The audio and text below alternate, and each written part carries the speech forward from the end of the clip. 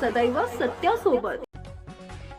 माननीय केंद्रीय राज्यमंत्री नामदार रक्षाताई खडसे, नंदुरबार जिल्ह्याच्या माजी खासदार हिनाताई गावित तसेच रोहिणीताई खडसे यांच्याविषयी समाज माध्यमांवर प्रसारित झालेल्या कथित आक्षेपार्ह, अश्लील व बदनामीकारक ऑडिओ क्लिप प्रकरणी संबंधित व्यक्ती विजय वसंत चौधरी यांच्यावर तातडीनं व कठोर कायदेशीर कारवाई करण्यात यावी या मागणीसाठी आज समस्त लेवा पाटीदार गुजर समाजाच्या वतीनं नंदुरबार इथं भव्य शांततापूर्ण जाहीर निषेध मूक मोर्चाचं आयोजन करण्यात आले। मोर्चामध्ये महाराष्ट्र, गुजरात व मध्य प्रदेश या 3 राज्यातील लेवा पाटीदार गुजर समाजातील माता भगिनी, ज्येष्ठ नागरिक, युवक युवती तसेच समाज बांधव मोठ्या संख्येने सहभागी झाले होते। समाजाच्या एकजुटीचे व सामाजिक बांधिलकीचे दर्शन या मोर्चातून घडले। मोर्चाची सुरुवात प्रादेशिक परिवहन कार्यालय परिसरातून करण्यात आली। त्यानंतर जिल्हाधिकारी कार्यालयात पोहोचून अप्पर जिल्हाधिकारी तथा जिल्हा दंडाधिकारी धनंजय गोपटे यांना निवेदन सादर करण्यात आले। तसेच जिल्हा पोलीस अधीक्षक कार्यालयांमार्फतही संबंधित अधिकाऱ्यांकडे निवेदन देण्यात आले।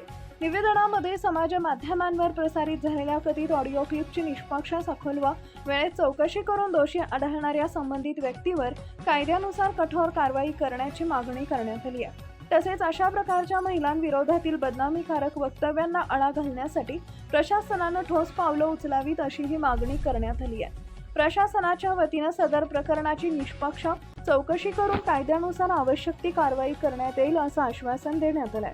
दरम्यान निवेदनाची दखल घेऊन योग्य ती कारवाई न झाल्यास समस्त लेवा पाटीदार गुजर समाजाच्या वतीनं व्यापक लोकशाही मार्गानं जन आंदोलन उभारण्यात येईल असा इशाराही निवेदनातून देण्यात आलाय। संपूर्ण मूक मोर्चा अत्यंत शिस्तबद्ध, शांततापूर्ण व संयमी वातावरणात पार पडला। समाजातील सर्व घटकांनी मोठ्या संख्येने उपस्थित राहून महिला सन्मान, सामाजिक ऐक्य आणि न्यायाच्या मागणीसाठी एकमुखी भूमिका मांडली। स्वागत करतो आणि आपण जे सर्वजण उपस्थित राहून जे निवेदन देण्याचं आपण जाहीर केलं होतं ते निवेदन मी आपल्या समक्ष वाचून दाखवतो।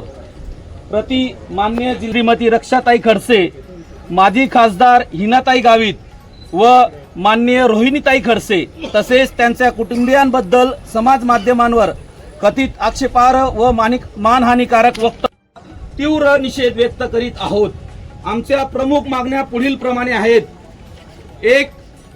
संबंधित कथित ऑडिओ क्लिपची तात्काळ व निष्पक्ष चौकशी करण्यात यावी। 2. चौकशीत दोष सिद्ध झाल्यास संबंधित व्यक्तीविरुद्ध त्वरित गुन्हा नोंदवून अटक करून कायद्यानुसार आवश्यक ती कारवाई करण्यात यावी। 3. अशा प्रकारच्या मानहानिकारक व समाजात तेढ निर्माण करणाऱ्या घटनांवर प्रभावी प्रतिबंध घालण्याची कठोर उपाययोजना करण्यात यावी। प्रशासनाने या निवेदनाची गांभीर्याने दखल घेऊन तातडीने योग्य ती कायदेशीर कार्यवाही करावी ही नम्र विनंती।